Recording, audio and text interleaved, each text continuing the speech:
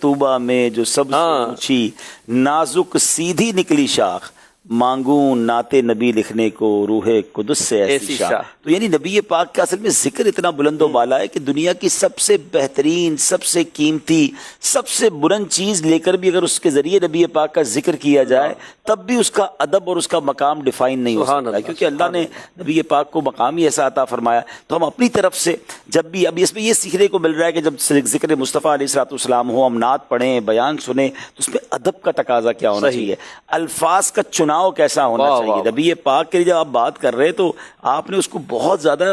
جس کو احتیاط سے گفتگو کرنی ہے کہ اول تو ہمارے پاس الفاظ ہی نہیں ہیں، لیکن اگر الفاظ کا چناؤ ہو تو سب سے بہترین الفاظ میں ہمیں ذکر کرنا ہے۔ اچھا، یہاں ایک چیز اور بھی اگر آپ ایڈ فرمائیں کہ جیسے کہ الفاظ کا چناؤ نبی پاک کے لیے ادب و احترام اللہ، اب سوشل میڈیا پہ بہت سارے لوگ ہیں، تو کن کو سنے جن کے الفاظ میں ادب ہو، احترام ہو، نبی پاک صلی اللہ علیہ وسلم کے لیے بڑی نہایت یعنی غایت درجہ تعظیم والی باتیں کریں، یا فقط نام لے کے آگے گزر جائیں؟ کیا کہتے ہیں آپ؟ کہتے ہیں نا، پھولوں کی کیاری سے پھول اگتے ہیں، اللہ اللہ، اور کانٹوں کے بیج ڈالے جائیں تو وہاں جھاڑیاں اور کانٹے اگتے ہیں۔ آپ کو لوگوں کی باتوں سے پتہ چل جاتا ہے کہ کس کیاری سے اگا ہے۔ اللہ، اگر جہاں ادب کا پانی ہے، ادب کی فصل ہے، وہاں الفاظ بھی آپ کو ادب والے ملیں گے، ورنہ کچھ لوگوں کے الفاظ سے ہی سمجھ آ جاتا ہے کہ ان کے اندر بدتمیزی کتنی ہے، بے باکی کتنی ہے، اللہ رسول کے نام پر، صحابہ اہل بیت کے نام پر، اولیاء کرام کے لیے کس قدر غلیظ زبان استعمال کرتے ہیں، اور کہتے ہیں یہ بے ادبی نہیں ہے۔ یار یہ بات تو اپنے ماں باپ کے لیے نہیں کہہ سکتے، آج کل ادب والے لوگ ایک دوسرے کے لیے نہیں کہہ سکتے، اور آپ کس کے لیے بات کر رہے ہیں؟ یہ تو ایمان سے خارج ہونے والی بات ہے، جتنا ادب کریں وہ کم ہے۔